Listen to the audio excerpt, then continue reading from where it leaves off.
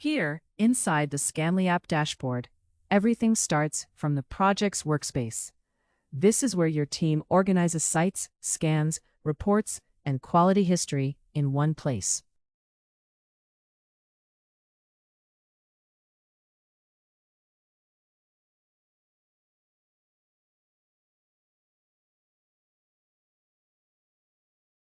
The sidebar keeps the rest of the workflow close at hand, from issues and scan history to schedules, billing, and settings.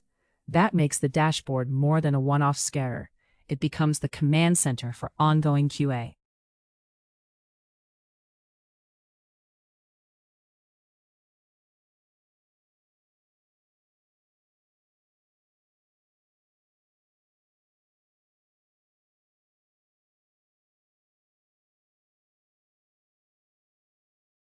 For a new workspace, the next step is clear. Click New Scan, and ScanlyApp takes you straight into the flow for creating your first project and launching your first scan. Now, the Run a Scan drawer opens, already set up for creating a new project. Here we name the project SauceDemo Storefront and add the base URL. From this point on, every scan, issue, and report for this site stays tied to the same project.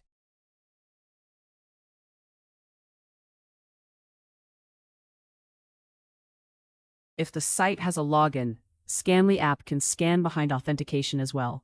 In the Access section, we switch to Login Form and point the scan to the login page.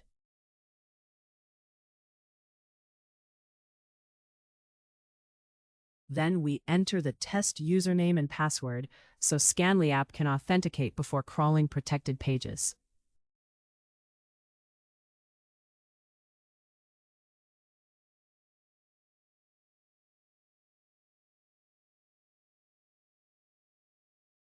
This is a major advantage for real-world QA. You are not limited to public pages.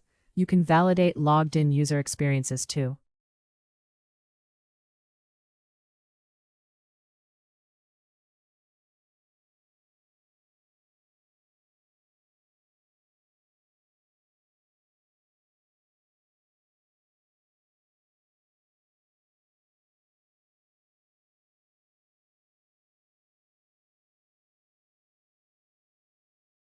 Next, we move into scan coverage.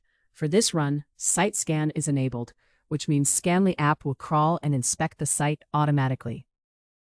You can control how deep the scan goes, how many pages it covers, and which checks to include, from console errors and broken links to layout overflow and performance signals.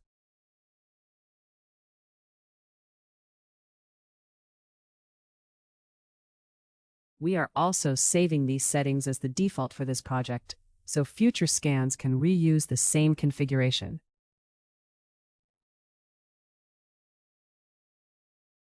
With everything configured, we launch the run. ScanlyApp creates the project and immediately starts the scan from the same flow. And here in Scan History, the new run is already visible and marked as running. That is the handoff from setup to execution.